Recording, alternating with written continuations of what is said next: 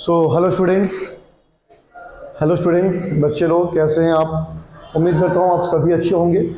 बच्चों, आज magnetic effect of electric current chapter के टॉपिक को लेकर आए हैं हम लोग। सीरीज के आगे की बात करेंगे हम लोग। जो है आज हमारा टॉपिक है magnetic field along the axis of a circular current carrying loop.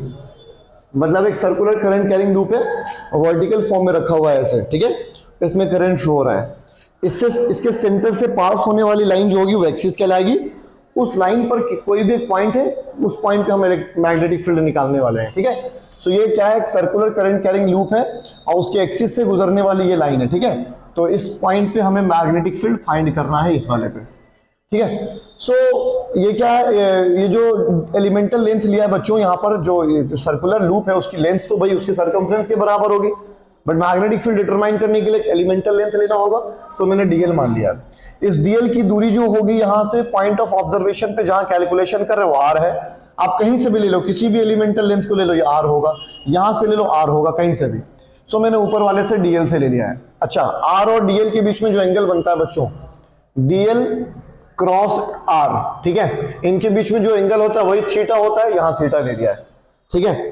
वो अलग बात है कि इस सिचुएशन में जो थीटा होगा बेटा, यहां पर देखिए टेंजेंट क्या है, डीएल ऐसा है, ऐसे, ठीक है, और आर ये है ऐसे। डीएल ऐसे जा रहा है और आर ऐसे, तो दोनों के बीच में ये आर है। एंगल कितना बनेगा, 90 डिग्री। तो थीटा बाद में हम 90 कर देंगे, लेकिन आप समझ के चलिए इसकी जो इंक्लिनेशन है आर की एक्सिस से फाई एंगल पर है इंक्लिनेशन, ठीक है। सबसे पहले हम डिसाइड करेंगे कि इस पॉइंट पर जो मैग्नेटिक फील्ड है उसका एग्जैक्ट डायरेक्शन क्या है, ठीक है। मैग्नेटिक फील्ड के डायरेक्शन की सबसे पहले हम बात करेंगे पॉइंट पी के पास। यहां पर इस पॉइंट के पास मैग्नेट, इसका भी नाम मैं दे देता हूं, सेंटर ये है, ओ नाम दे दीजिए इसका, और इस पॉइंट का भी आप नाम दे सकते हैं, इसका ए बोल देना, ठीक है, ए बोल दिया। तो एंगल क्या बनेगा, पी ओ ए, ठीक है। यहां पर मैग्नेटिक फील्ड का डायरेक्शन क्या होगा बच्चों, तो मैग्नेटिक फील्ड का डायरेक्शन कौन देता है हमें, डीएल और आर का वेक्टर देगा, डीएल और आर का क्रॉस वेक्टर। अब देखिए आप लोग ध्यान से, डीएल हमारा ऐसे है ना, ये सर्कल ऐसे है आपका ऐसे, तो डीएल इधर होगा ऐसे और आर ऐसे है।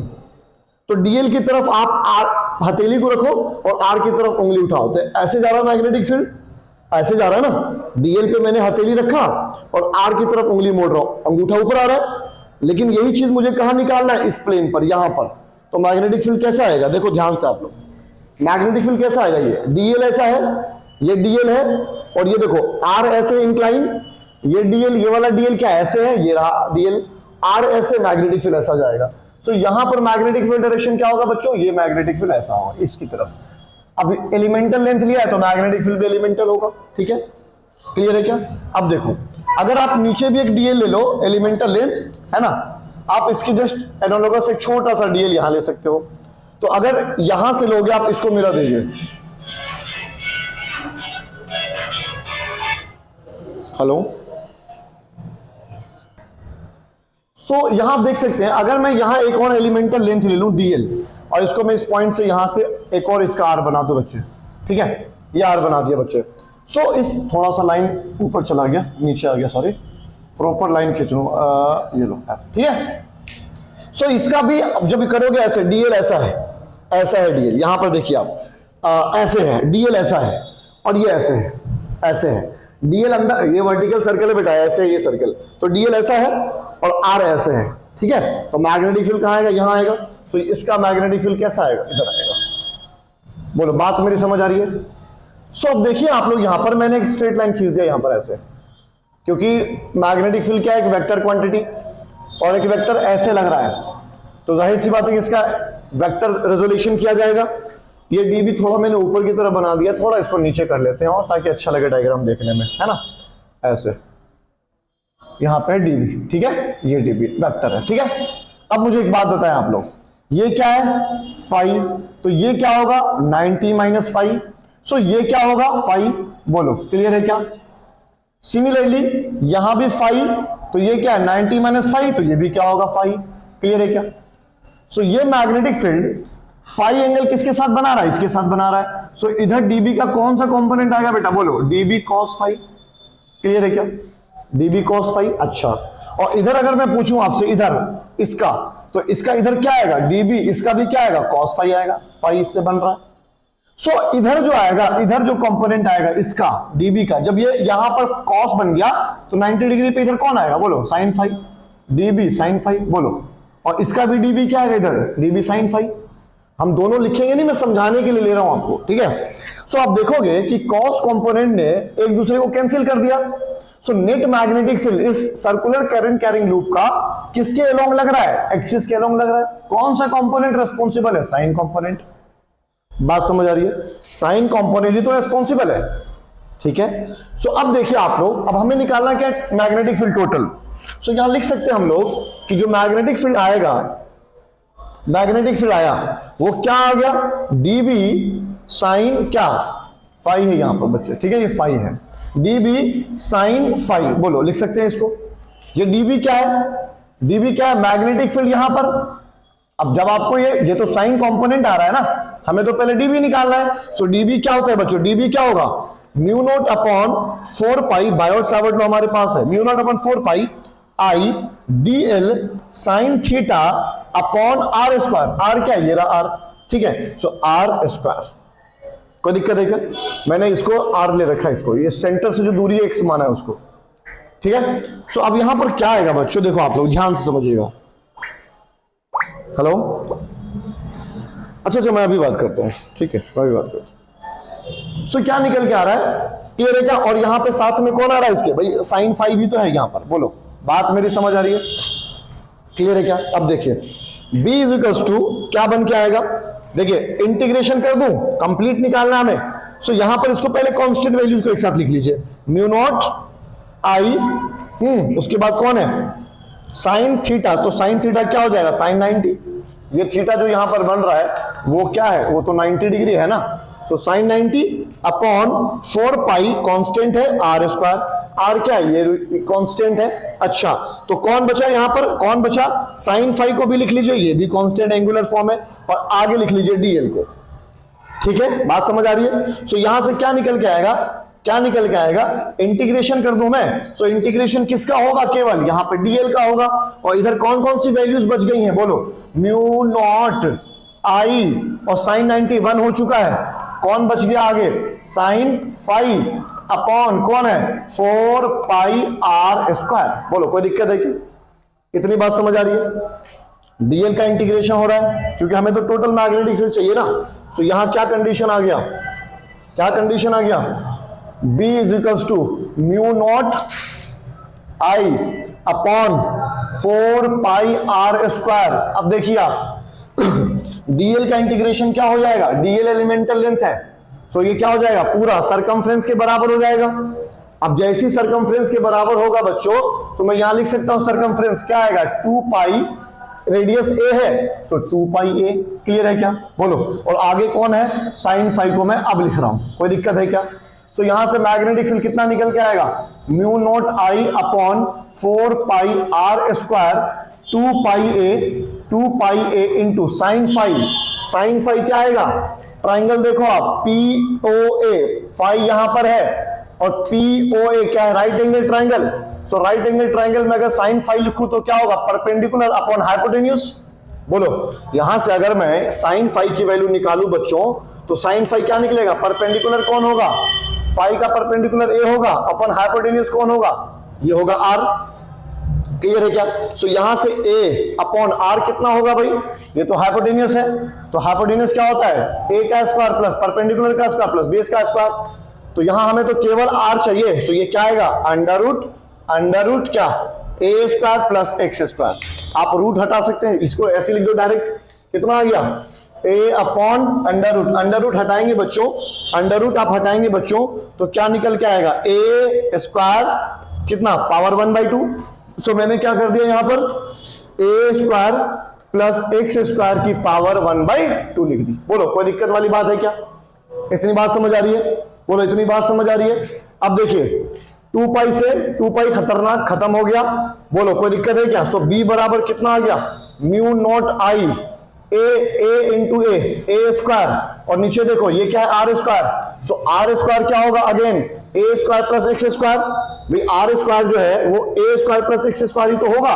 सो यहां क्या आ गया, A square plus X square, और ये भी वही, ये भी चीज वही है, A square plus X square की पावर 1/2।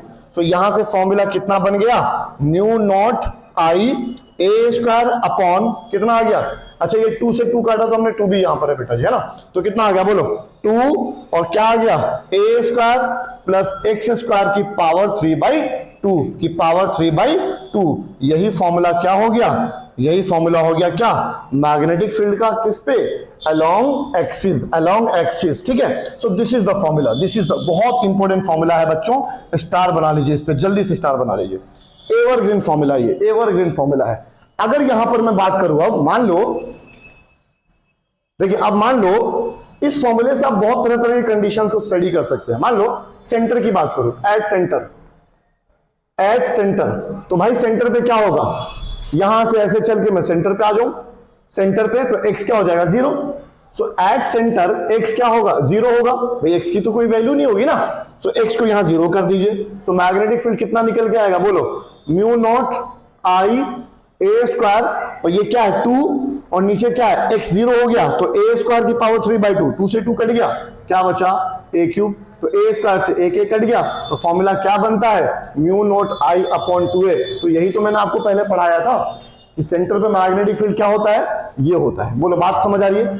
आप किसी भी कंडीशन को इस फॉर्मूले से स्टडी कर सकते हो।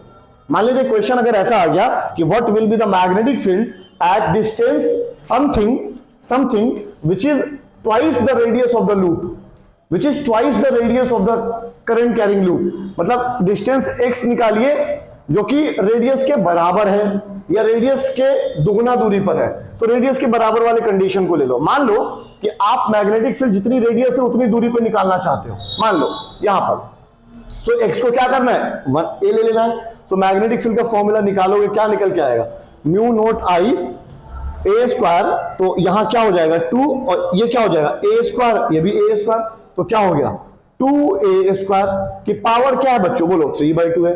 तो यहां इसको सॉल्व कर लीजिए, कितना निकल के आएगा, mu naught I A square क्या होगा बोलो 2 है और यहां 2 की पावर क्या हो गया 3/2, और भाई 2 की पावर 3/2 और a स्क्वायर की पावर 3/2, 2 से 2 कट गया, क्या बच गया a क्यूब बच गया, ठीक है। सो यहां से एक a से एक कट गया और ये क्या हो जाएगा, इसको क्या लिख सकते हो आप लोग, इसको ऐसे लिख सकते हो, mu naught I upon 2 into 2 की पावर 3/2, ऐसे लिख सकते हैं क्या हम लोग, 2 की पावर 1 इंटू 2 की पावर 1/2। बोलो बात समझ रहे हो, ये तो वही है ना, और एक साथ a भी है। बोलो इसको मैंने ब्रेक कर दिया, तो 2 इंटू 2 क्या हो गया 4 हो गया, और 2 की पावर 1/2 √2 हो गया।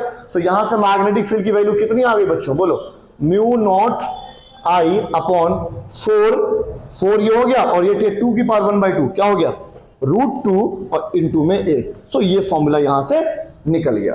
सो आप देख सकते हैं कि ये जो फॉर्मूला यहां मैंने आपको डिराइव करवाया है बच्चों, ये फॉर्मूला क्या है, एवरग्रीन फॉर्मूला है, इंपॉर्टेंट फॉर्मूला है, सदाबहार फॉर्मूला है।